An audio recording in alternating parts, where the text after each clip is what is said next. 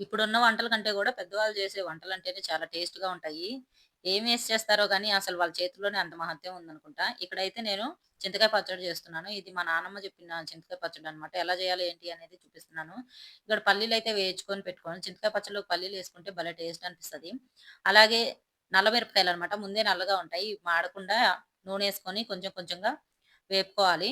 ఇవి చక్కగా ఫ్రై అయిన తర్వాత క్రిస్పీగా ఉంటాయి. మనం స్పూన్‌తో గాని, గరిటెతోటి అట్లా నలిపామంటే మంచిగా క్రిస్పీగా అవుతాయన్నమాట.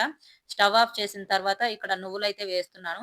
ఇక్కడ నువ్వుల ప్లేస్‌లో దోసకాయ గింజలేసుకుంటారు. దోసకాయ గింజలు ఇప్పుడు దొరకట్లేదు గదా! అందుకని నువ్వులైతే ఒక టేబుల్ స్పూన్ వేసేసాను. అవి గూడా ఫ్రై చేసి చల్లారిన తర్వాత అయితే మిరపకాయలు, నువ్వులైతే మంచిగా చల్లారిపోయాయి.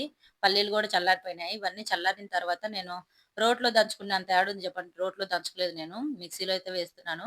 మిక్సీలోనే గూడా మనం కచ్చా పచ్చాగా వేసుకుంటే చింతకాయ పచ్చడి కూడా టేస్ట్ బావుంటుంది. అలా మిక్సీ చేసిన తర్వాత చింతొక్కు అనమాట. ఇది నేను చింతొక్కు మా అమ్మ దగ్గర నుంచి తెచ్చుకున్నాను చింతొక్కు.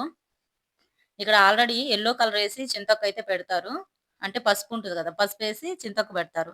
అది గూడా వేసి కొంచెం కొంచెంగా అయితే కొంచెం వాటర్ మరీ గట్టిగుంటది గదా! చింతకాయ పచ్చడి.